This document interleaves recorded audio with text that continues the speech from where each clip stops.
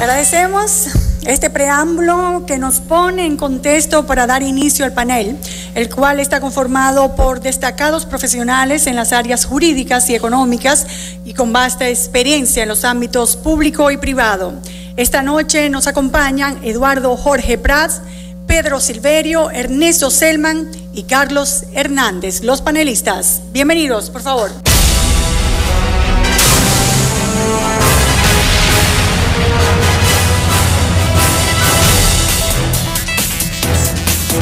Vamos al desarrollo del panel.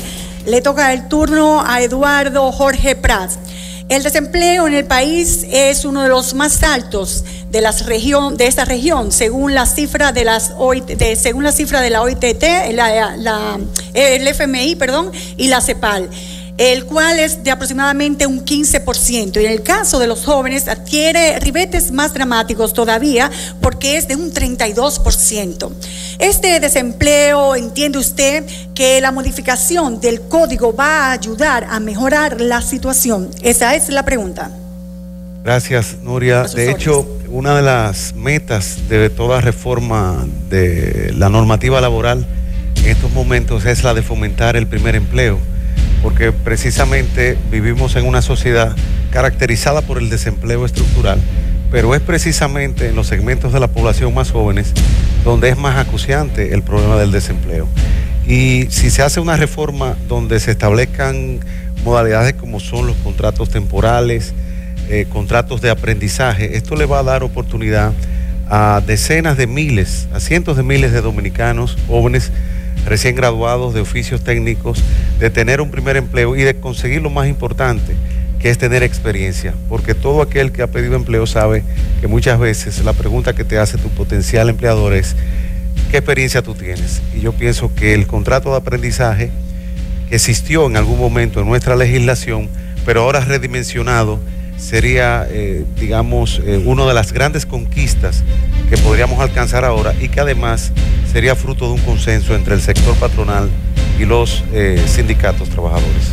Vamos con Ernesto Selman. De acuerdo a la clasificación de empresas establecidas por la ley 488-08, las MIPYMES constituyen cerca del 97% de las empresas establecidas en el país y emplean cerca del 55% del total de los trabajadores.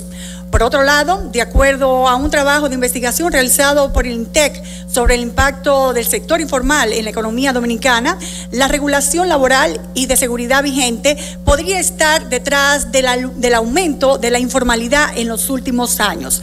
¿Cuál es su opinión sobre esta sencillez? Sí, buenas noches, antes que todo. Sí, uno de los problemas que estamos viendo es que el costo de emplear y desemplear es alto. Entonces, en la medida que es alto, las pequeñas y medianas empresas tienen mayor dificultad para emplear.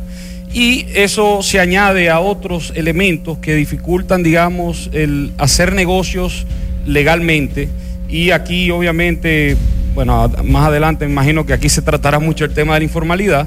Sí, pero es un tema crucial porque las reglas de juego, el orden institucional que está vigente en la República Dominicana, está penalizando la pequeña y mediana empresa y de hecho, si las pequeñas y medianas empresas tuvieran que, cumplir con todas las regulaciones, todas las reglas de juego que se establecen en el país, muy difícil pudieran subsistir. Entonces, el tema sería cómo ese orden institucional, esas reglas de juego se establecen de forma tal que sea fácil o poco costoso, digamos, poder cumplir con las reglas de juego, porque en última instancia nadie quiere estar violando las reglas de juego. Se violan las reglas de juego porque el orden institucional es tan costoso que el beneficio que se obtiene cumpliendo las reglas de juego es muy bajo con respecto al costo que se está asumiendo, y eso es parte en el tema de las relaciones laborales, muy importante tomarlo en cuenta porque el costo todavía es muy alto. Muy bien, ha sido la verdad que precisos y se agradece. Pedro Silverio, el crecimiento económico suele ser variable de mayor relevancia en la explicación de la reducción de la pobreza y en el aumento del empleo en un país. En la última década, República Dominicana ha sido uno de los países que mayor crecimiento económico ha tenido. Sin embargo, el crecimiento del empleo ha ido en mayor proporción en el sector informal, que nos vamos a comenzar a referir a él. ¿A qué cree usted que se debe esto? Bien, yo pienso primero que la relación entre el crecimiento económico y la reducción de la pobreza no es una relación directa. Hay un mecanismo intermedio entre esas dos variables y se refiere precisamente a la generación de empleos, básicamente empleos formales que empoderen a los individuos a tener acceso a una seguridad social y a unos bienes y a unos servicios públicos de debida calidad. Ahora bien, en el caso de la creación de esos empleos formales, cuando miramos las estadísticas en la República Dominicana en los últimos 10 años, probablemente la mayor cifra de empleos formales se está generando precisamente y de manera contradictoria en el sector público, contrariamente a lo como debiera ser, que debiera ser una generación de empleo en el sector privado. Y en el sector privado la mayor cantidad de empleo se está generando en el sector informal, que es una manera, es un análisis, yo creo que Néstor señaló esa parte, que es un análisis costo-beneficio que hacen los emprendedores, los inversionistas, entre los costos que tienen de hacerse formales y sus beneficios y los costos y los beneficios asociados con la informalidad. El sistema que tenemos actualmente es un sistema que tiene una estructura de incentivos que favorece desmedidamente la informalidad de la economía y no es posible resolver esa informalidad si no se hacen los ajustes necesarios para crear nuevos incentivos que estimulen a la formalización del empleo.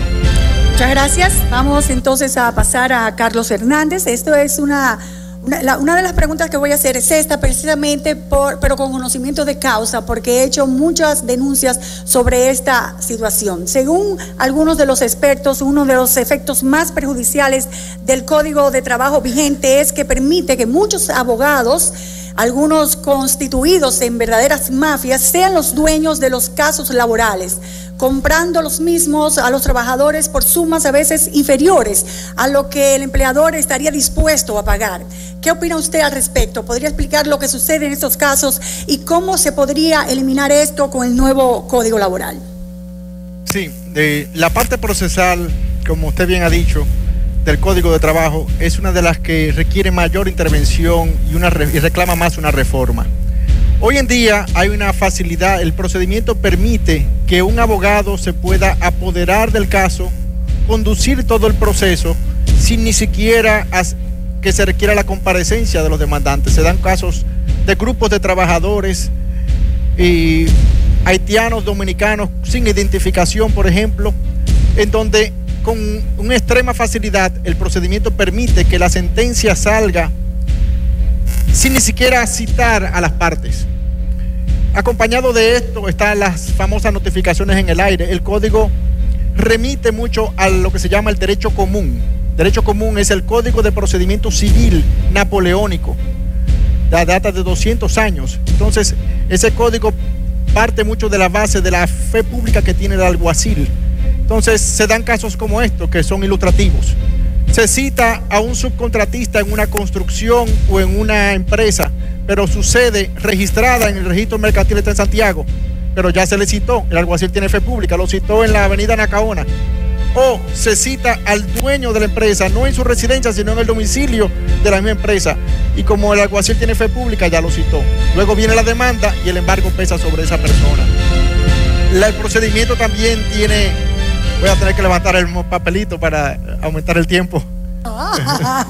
2 minutos más. El procedimiento también permite que haya una serie de recargos y moras. Y un caso que apenas puede ser de 15,000 pesos de prestaciones puede terminar en 600,000, 1 millón, 2 millones de pesos. Y una microempresa, ni siquiera una grande, lo resiste. Luego están los embargos. Se vuelve y se remite al derecho común. El derecho común es el código napoleónico, donde se permite que el guardián sea un individuo que busque al abogado y no la misma empresa, como bien podría ser. Y se desmantela el negocio y se crea más desempleo por el crédito de un trabajador. Quiebra el negocio. Se quiebra el negocio. No hay un procedimiento previo tampoco que se respete. Hoy mismo se vio en la prensa a Sonadores denunciando un embargo la semana pasada de unos hoteles. En fin, el procedimiento se presta mucho a todos esos abusos y a quienes más afecta es a las pequeñas. ¿Y el nuevo código evitaría eso? Claro que sí, una reforma, claro que sí. De hecho, de lo que se ha consensuado en la comisión creada por decreto del presidente, hay muchas cosas que ya están ahí, que son mejorías tangibles, que se han consensuado. Eduardo Jorge Prats, el mundo definitivamente ha cambiado y este país también, como parte de la aldea global que somos. En el año 1992, pocos establecimientos estaban abiertos. Uno recuerda que cuando iba fuera del país, lo que más le asombraba era que precisamente podía uno comprar los domingos hasta las 10 de la noche. Ya eso está pasando aquí. Lo que nos gustaría saber, si entiende usted necesario una flexibilización en las disposiciones del código vigente en cuanto a la jornada para el desarrollo de los sectores productivos y la generación de empleos, como sucede en muchas partes del mundo. Sí, definitivamente que la normativa laboral tiene que adaptarse a lo que son los nuevos ciclos de producción y eso nos hace más competitivos frente a los demás mercados laborales de demás países de la región. Pero una flexibilización de las jornadas, de los horarios, no significa una flexibilización de las garantías y eso es lo más importante. La normativa debe ajustarse para salirse de ese cajón tan cerrado que es la normativa del Código de Trabajo, pero en modo alguno reduciendo lo que son las garantías. Yo siempre digo que flexibilización de la jornada no conlleva necesariamente una flexibilización laboral en el sentido de reducción de las garantías de los trabajadores, que siempre es la parte más débil en la relación, pero nosotros apostamos a que fruto de este diálogo, de este consenso que se está construyendo, pues definitivamente pueda flexibilizarse la jornada para ajustarla a lo que son los requerimientos de la empresa y de los propios trabajadores que ya lo están haciendo, ajustándose, digamos, de manera extralegal a estos requerimientos del mercado globalizado. Muchas gracias.